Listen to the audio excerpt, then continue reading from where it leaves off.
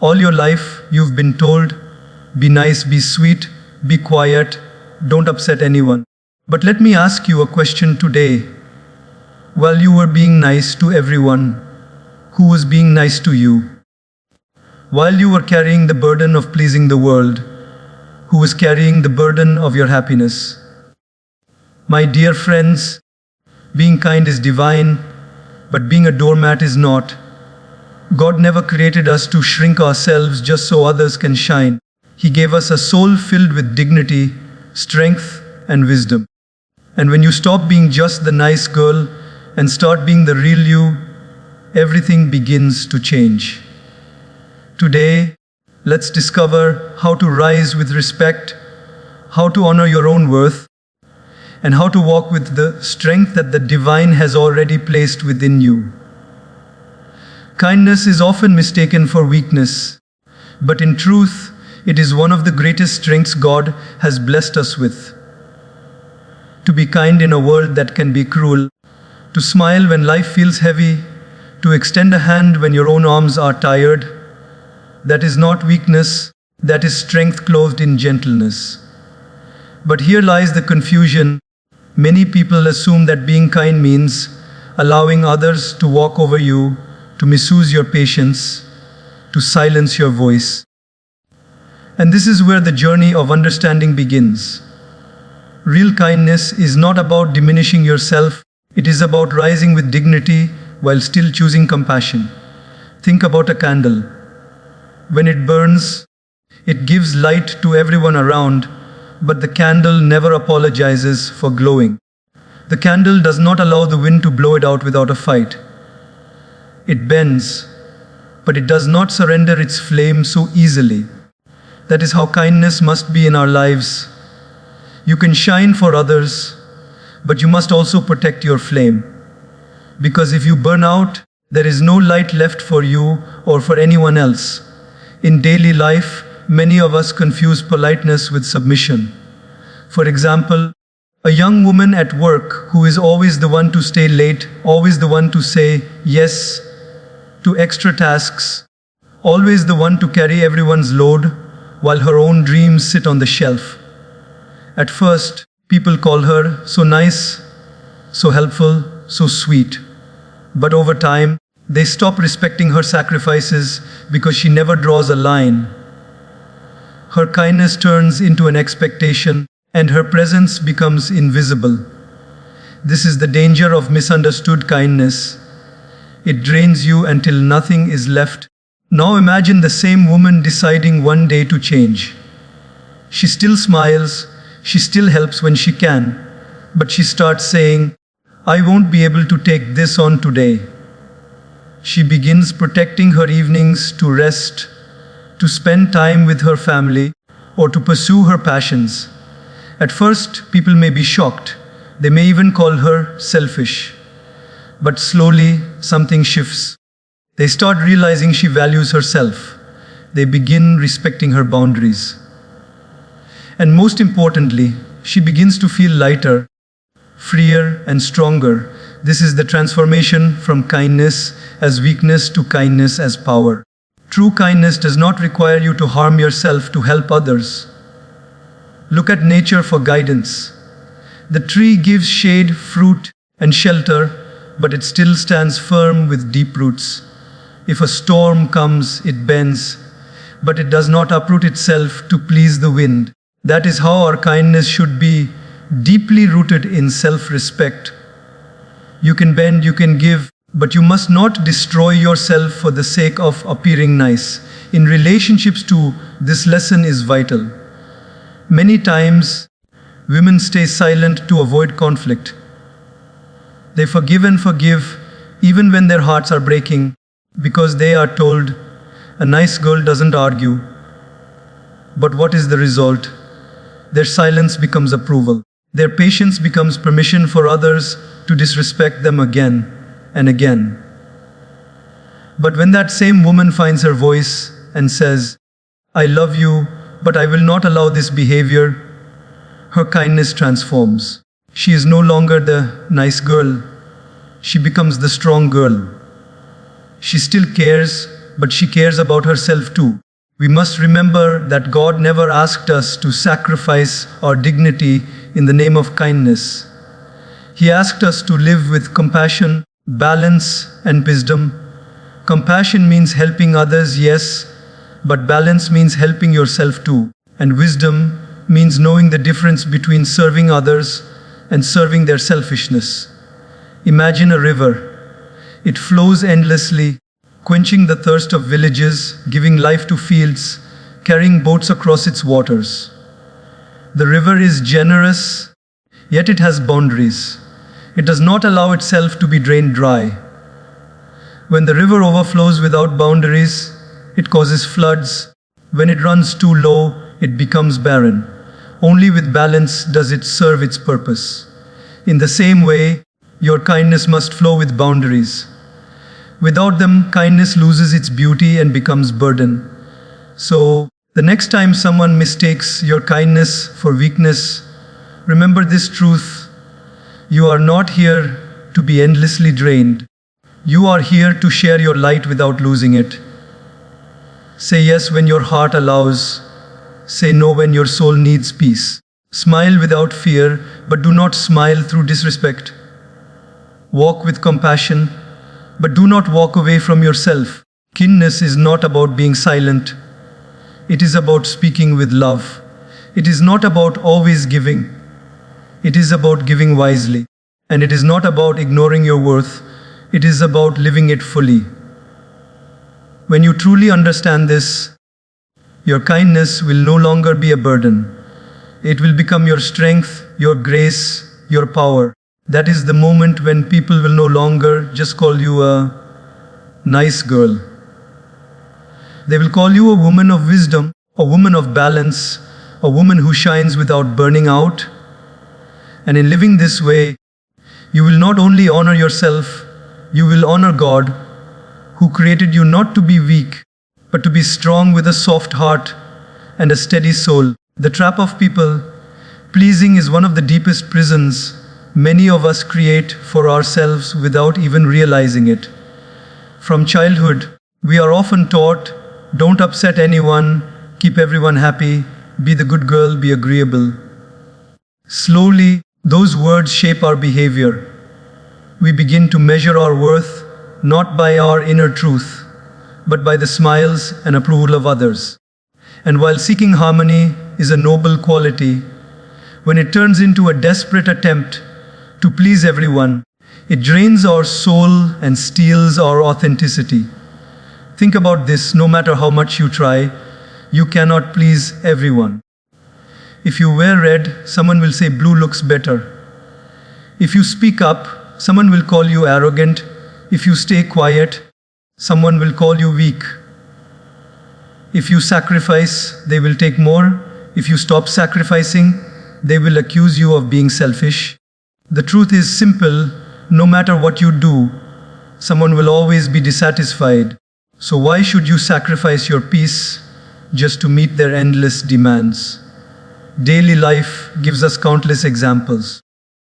Imagine a young student who agrees to help every friend with their assignments, even when she has her own deadlines. She does this because she fears being disliked or being called rude if she says no.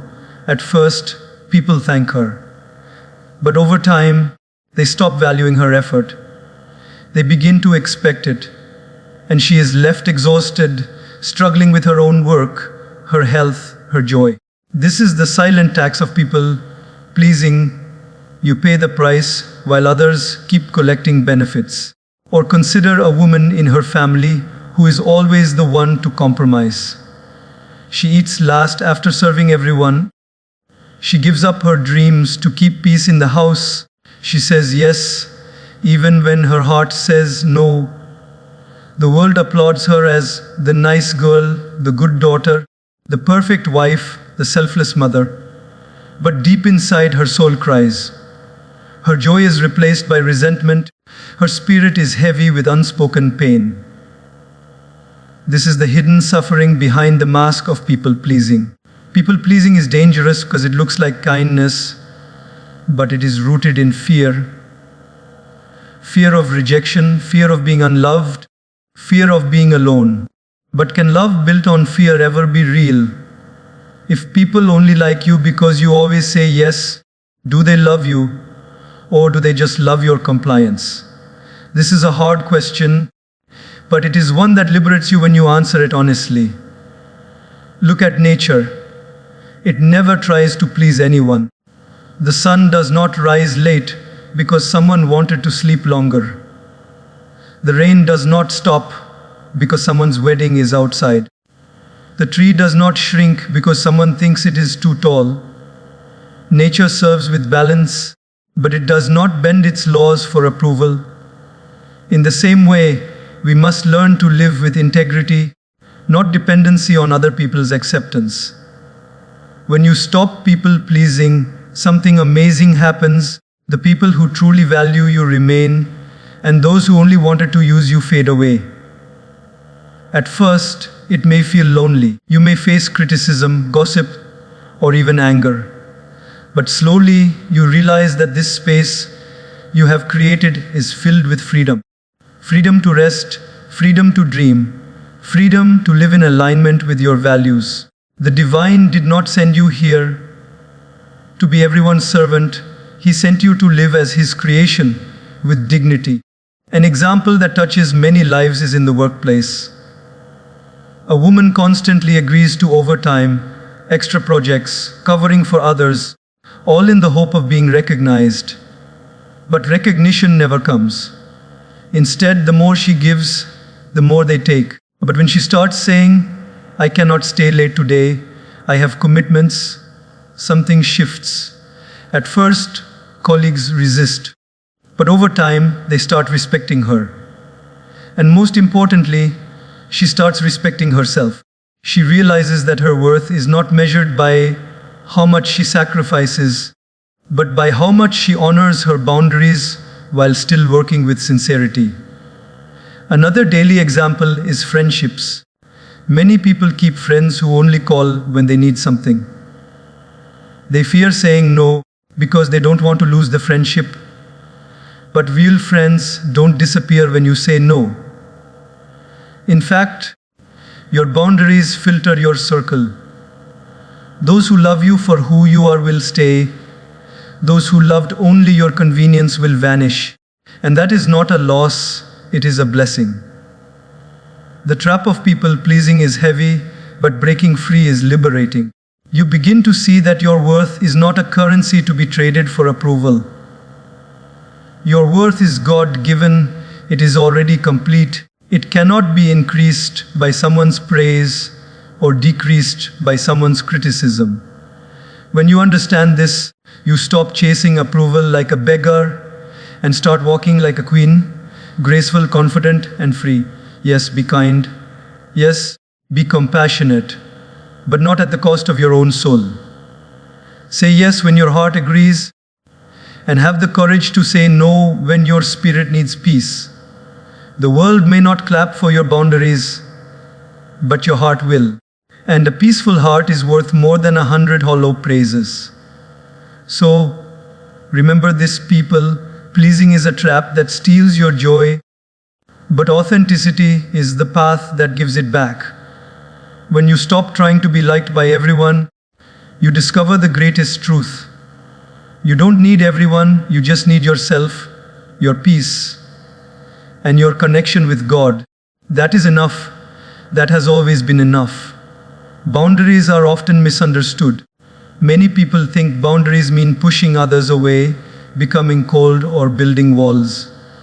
But in reality, boundaries are not about separation, they are about protection. They are not walls that shut people out, but doors that teach others how to enter your life with respect. Boundaries are the invisible lines that define where your responsibility ends and another person's responsibility begins. Without them, you live in exhaustion, but with them, you live in peace. Every aspect of life demonstrates the importance of boundaries. Consider the ocean. It is vast, powerful, and beautiful, but if it did not have a shoreline to contain it, it would overflow and drawn everything in its path. The shore does not weaken the ocean, it gives the ocean shape and purpose.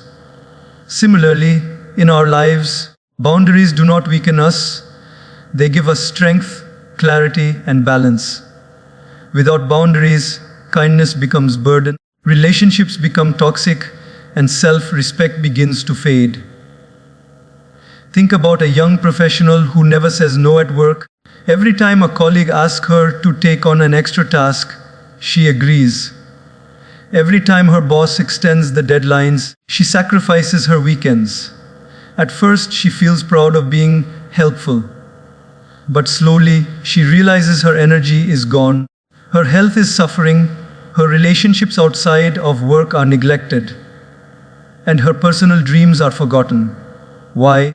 Because she had no boundaries. She kept pouring from her cup until it was empty. Boundaries would not have made her less kind or less professional. They would have made her sustainable, balanced, and respected. In families too, boundaries are essential. Imagine a daughter who is always expected to obey, never to question, never to voice her feelings.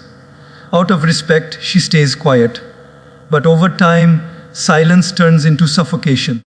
She begins to live not her own life, but the life others have chosen for her. Now imagine her slowly learning to say, "I respect you, but I also have my own dreams." At first, people resist because they were comfortable with her silence. But eventually, they begin to see her strength. Her boundary is not rebellion, it is self-respect. And true love, whether in a family or in friendships, learns to respect boundaries. Boundaries are not about selfishness, they are about balance. When you say no to something that drains you, you are saying yes to something that nourishes you. When you decline to be treated with disrespect, you are affirming your dignity. The world may not always applaud your boundaries, but your soul will, and a soul at peace is more valuable than the temporary approval of others. Look at nature again. Day has a boundary and night has a boundary. If there were no boundary between them, life would collapse into chaos. The sun rises and sets on time. It does not shine 24 hours just to please the earth. It shines in balance, and because of that, life exists. Boundaries, therefore, are a divine law woven into creation. To live without boundaries is to live against the rhythm of life itself. A powerful example lies in friendships. Suppose you have a friend who constantly calls you only when they need help, who never listens to your struggles, who drains your energy but never gives back. If you keep saying yes, thinking that loyalty means self-sacrifice, you are not nurturing a friendship, you are nurturing dependency. But the moment you begin to set boundaries, limiting how much of yourself you give, choosing when to say no, you begin to see who truly values you. A real friend will adjust, respect, and grow with you. A false friend will disappear. Boundaries reveal the truth of relationships. Boundaries also teach self-discipline. When you set boundaries with yourself, like deciding when to rest, when to work, when to disconnect from distractions, you begin to master your own life.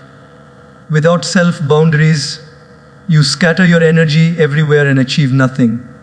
Boundaries, therefore, are not only about protecting yourself from others, but also about guiding yourself toward balance. Many fear that boundaries will make them unkind or unloved, but the opposite is true. Without boundaries, your kindness becomes resentment. You give so much that you eventually feel used, bitter, and empty. But with boundaries, your kindness remains genuine, your love remains pure, because it comes from a place of choice, not compulsion. You are no longer giving out of fear of rejection, but out of the fullness of your heart. The greatest strength of boundaries is that they create respect. When you respect yourself enough to set limits, others learn to respect you too. People treat you according to the rules you teach them. If you teach them that your time, energy, and emotions have no limits, they will take endlessly. But if you show them that your kindness is strong yet guarded, they will adjust their behavior. Respect always begins with self-respect, and boundaries are the language of self-respect. Remember, boundaries do not mean shutting out love. They mean allowing the right kind of love to enter. Boundaries do not mean refusing help. They mean giving help without destroying yourself. Boundaries do not mean walking away from people. They mean walking toward balance. They are not chains. They are the wings that allow you to fly without being weighed down. So, let boundaries be your strength. Let them be the shoreline that gives shape to your ocean, the sunrise and sunset that balance your days, the quiet no that protects your soul, and the gentle yes that keeps your kindness alive. Because when you master the art of boundaries, you don't lose people. You lose only the ones who were never meant to walk with you. And in that space, you gain yourself, your peace, and your connection with the divine, who always intended for you to live with dignity, not depletion. So many of us live our lives apologizing for simply being who we are. We shrink ourselves to fit into boxes society has created. We soften our voices so we don't disturb anyone, and we bend our personalities so we can be liked. But let me remind you of something deeply powerful. You do not need to apologize for existing. You were created by God with intention, with purpose, and with uniqueness that no one else in this world can ever replace. To apologize for existing is to apologize for God's creation, and that is something we must never do. Think about how often you say sorry when you really don't need to. You say sorry for speaking your mind. You say sorry for being too emotional. You say sorry for taking space. You say sorry for asking questions. Sometimes you even say sorry for other people's mistakes just to keep peace. This constant apology becomes a habit, and soon you begin to believe that your very presence is a burden. That is the silent poison of unnecessary apologies. It convinces you that you are too much, when in reality, you are exactly enough. Let's take an everyday example. A young woman in a meeting shares her idea, and immediately she begins with, "Sorry, maybe this isn't important, but..." Do you see what happened? Even before she allowed her truth to be heard, she minimized it. She apologized for daring to take space in the room. Over time, this habit chips away at confidence until she believes her ideas are never good enough. But imagine her standing with her head held high and saying, "I have something valuable to share." No apology, no shrinking, just truth. That small shift is powerful. It tells the world, "I belong here and my voice matters." Or consider relationships. Many women find themselves apologizing constantly, even when they've done nothing wrong. They say sorry for being tired, sorry for needing time, sorry for wanting respect. Sometimes they even say sorry when others mistreat them, as if their existence somehow provoked the wrong. But why must your dignity be accompanied by an apology? True love, true friendship, true respect does not demand that you erase yourself. It welcomes you fully as you are. We must learn from nature. Does the sun apologize for shining too brightly? No, it rises with confidence, giving warmth and light without shrinking. Does the ocean apologize for being too deep? No, it simply exists in its vastness, powerful and unapologetic. Does a flower say sorry for blooming and spreading fragrance? No, it blooms because blooming is its purpose. In the same way, you were not created to shrink and apologize for being alive.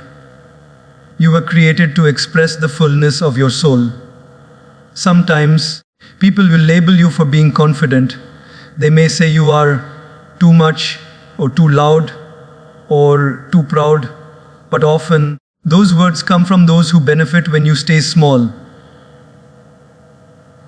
They feel more comfortable when you are apologetic, when you silence yourself, when you carry guilt that doesn't belong to you. But you must rise above this. You must understand that your existence is not negotiable. It is not something you need to justify. You are here because the divine wanted you here, and that truth alone is enough. Think about a young girl who loves to paint. Every time she shows her art, she says, "It's not that good, sorry." Slowly, she begins to believe her art is worthless, even though it is beautiful.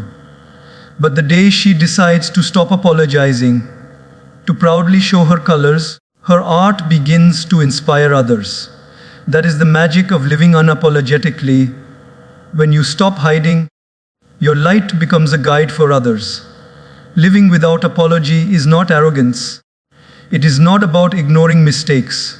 When you genuinely hurt someone, of course, a sincere apology is a sign of humility. But that is very different from apologizing for existing. The first comes from responsibility, the second comes from insecurity. And we must learn to separate the two. When you stop apologizing unnecessarily, you start walking differently. Your shoulders straighten, your voice becomes clearer, your presence feels stronger.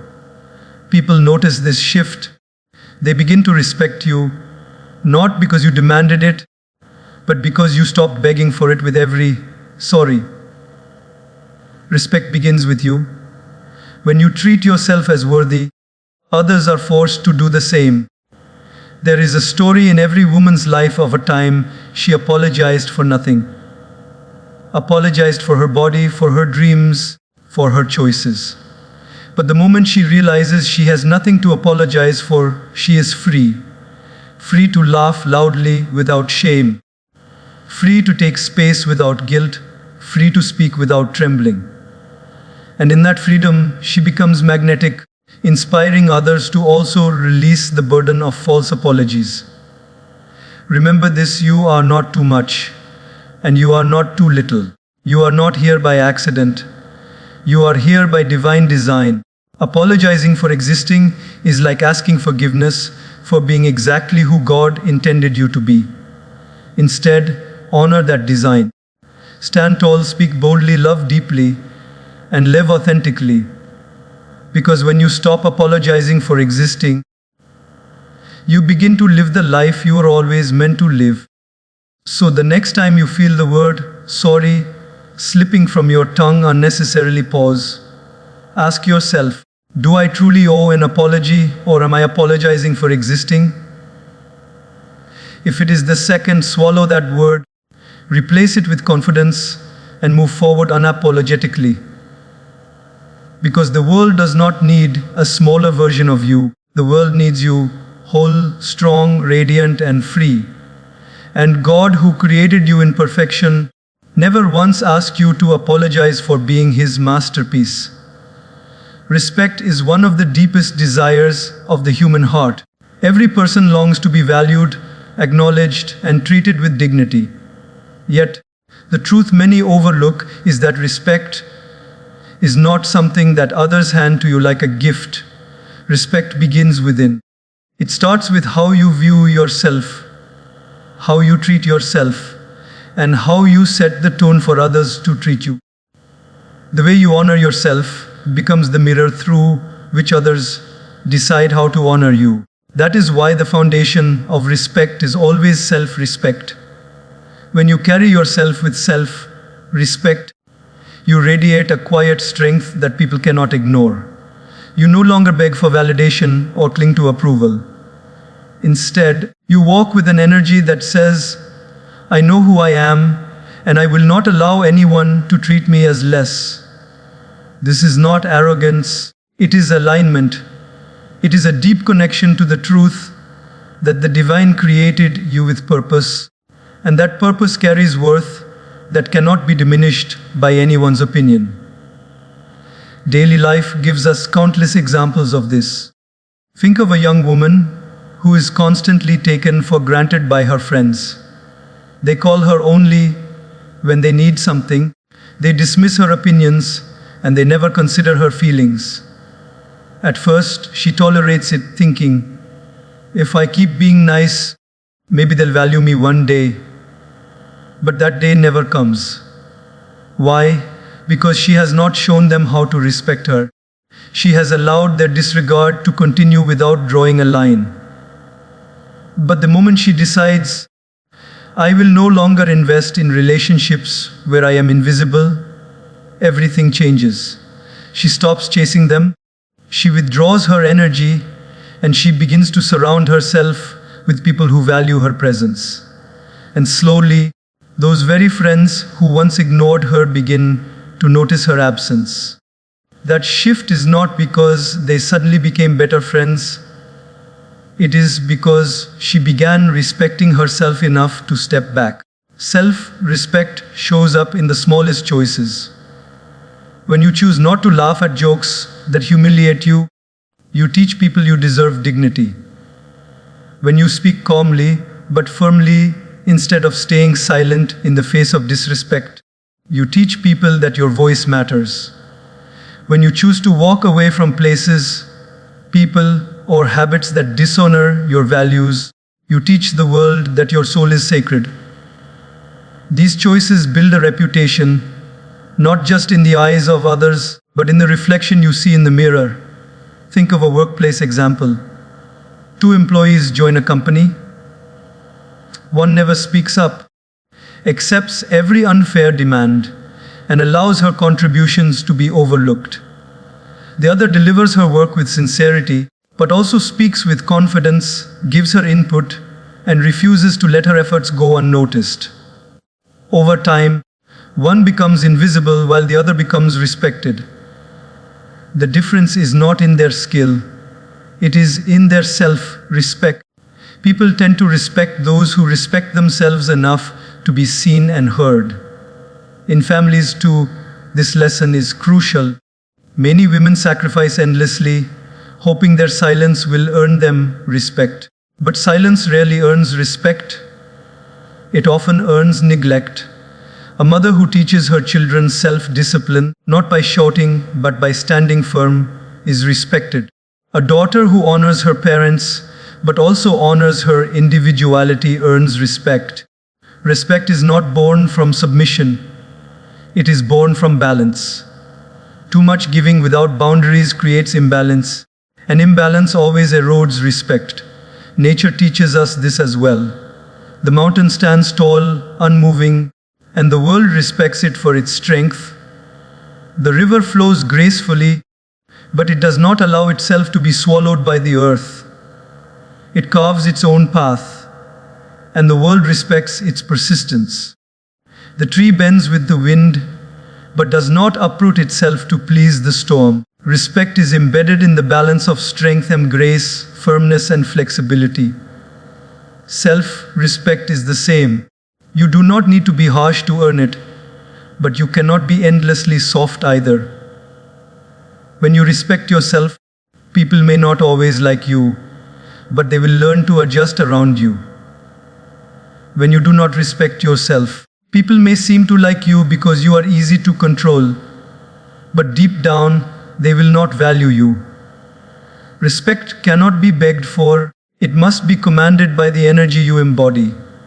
Living with self-respect also shifts the way you see rejection. Without self-respect, rejection feels like the end of the world. It makes you question your worth. But with self-respect, rejection becomes redirection. You realize that if someone cannot see your value, it is not your job to shrink yourself to be noticed. Instead, you step aside and wait for spaces, people, and opportunities that align with your worth. This is not just about others, it is about you. When you respect yourself, you treat your body with care, you guard your mind against negativity, and you feed your soul with wisdom and truth. You no longer tolerate disrespect from yourself either, whether it comes in the form of self-doubt, destructive habits, or negative self-talk. Respect begins in your thoughts, expands into your choices, and radiates through your presence. Imagine waking up each day with a sense of dignity. You dress not to impress but to express your confidence. You speak not to seek approval but to share truth. You walk into a room not with fear but with the awareness that you belong because God placed you here. That is what self-respect feels like. It is freedom, it is strength, it is peace. And from that place, others cannot help but respect you too. So remember this always. The world does not decide your worth, you do. If you treat yourself as valuable, others will follow your example. If you treat yourself as replaceable, others will too. Respect is not given, it is mirrored. And the first reflection begins in you. Never apologize for demanding respect. Never shrink so that others feel tall. Never trade your dignity for approval. Walk with grace, speak with strength, live with authenticity. Because the moment you honor yourself, the world begins to honor you. And in that, you are not only respecting yourself, you are respecting the divine who created you to be nothing less than worthy. There is a beautiful transformation that happens in life when you stop trying to be the nice girl and instead grow into the wise girl. Being nice often means you live in fear of judgment. You bend to please others. You silence your own needs just to maintain harmony. But wisdom is different.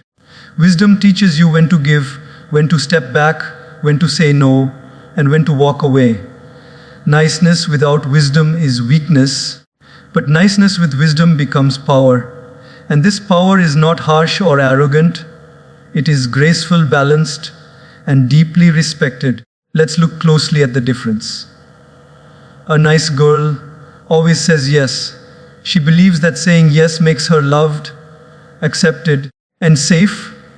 She thinks that by never disappointing others, she will earn their affection. But in reality, people start taking advantage of her. They stop valuing her presence because she has taught them she will always be available, always be accommodating, always put herself last. On the other hand, a wise girl also knows how to say yes, but she says it with awareness. She helps when she truly can, not when it drains her. She serves out of strength, not fear. And when something threatens her peace or dignity, she has the courage to say no without guilt.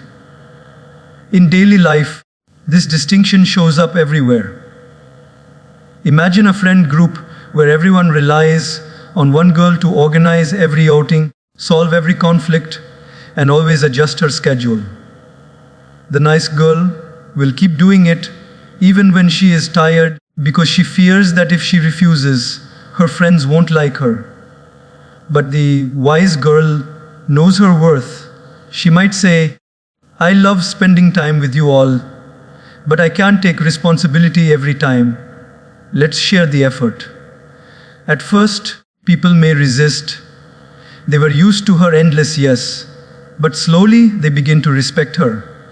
Her wisdom creates balance, and that balance strengthens the friendship instead of draining her spirit. Wisdom also means recognizing when silence is strength and when silence is surrender. The nice girl stays quiet even when she is being disrespected, thinking it is the polite thing to do. But the wise girl knows that silence in the face of disrespect becomes permission. She speaks calmly, with dignity, not to argue, but to affirm her worth. Her voice may not be the loudest in the room, but it carries power because it is backed by self-respect. Another example is in relationships. A nice girl might keep forgiving the same hurtful behavior, telling herself that patience is love. But love without boundaries is not love. It is tolerance of pain. The wise girl forgives once, maybe twice, but she also sets limits. She communicates clearly, I value this relationship, but I cannot allow this behavior. If the pattern continues, she has the courage to walk away, not because she is cruel, but because she honors herself. That is wisdom. And true love, when it exists, will always respect wisdom more than blind niceness. Wisdom also teaches balance in giving. The nice girl gives endlessly, her time, her energy, her care, even when her own cup is empty. The wise girl understands the law of nature. You cannot pour from an empty cup. She gives generously, but she also refills herself. She rests, she heals, she grows, so that her giving remains pure and strong. In this way, her kindness is sustainable, not draining. Think of the workplace again. The nice girl takes on every extra task, works overtime without protest, and sacrifices her well-being in the hope of being noticed. But often, she remains invisible because people only see her as someone who will always comply. The wise girl, however, delivers her work with excellence, but also sets boundaries. She communicates clearly what is possible and what is not. She does not fear being disliked for protecting her time, because she knows her worth does not depend on others' approval. Over time, people respect her professionalism and see her as a leader, not just a follower. Wisdom also gives freedom from guilt. The nice girl feels guilty whenever she chooses herself. She thinks self-care is selfish, that saying no is cruel, that prioritizing her dreams means neglecting others. But the wise girl knows the truth. Taking care of herself is not selfish, it is sacred. Only when she is strong can she support others. Only when she honors her dreams can she inspire others to honor theirs. Wisdom replaces guilt with grace, and in that grace, life becomes lighter and more joyful. Nature again offers lessons. The tree is generous. It gives fruit, shade, and shelter, but it never rips itself apart to satisfy every demand. It stands tall, rooted in its own strength, and gives according to its season. That is wisdom, to know when to give and when to preserve. The river flows, nourishing fields and lives, but it never allows itself to be drained completely. That is wisdom, to serve without self-destruction. In the same way, a wise girl gives, loves, and supports, but she does so from a place of balance, not depletion. The transformation from nice to wise is not about losing kindness. It is about elevating kindness. It is about making your compassion intelligent, your patience strong, your love discerning. When you move from nice to wise, people may not always like you, but they will always respect you. And in the long run, respect nourishes relationships more deeply than shallow approval ever could. So if you have been the nice girl all your life, constantly apologizing, endlessly saying yes, hiding your voice, it is time to evolve. Step into wisdom. Speak with clarity, act with balance, live with dignity. Be kind, but let your kindness have roots. Be patient, but let your patience have limits. Be loving, but let your love have self-respect. Because when you stop being just the nice girl and become the wise girl, you no longer lose yourself trying to please others. You find yourself by honoring the truth of who you are. And that truth is powerful, radiant, and unshakable.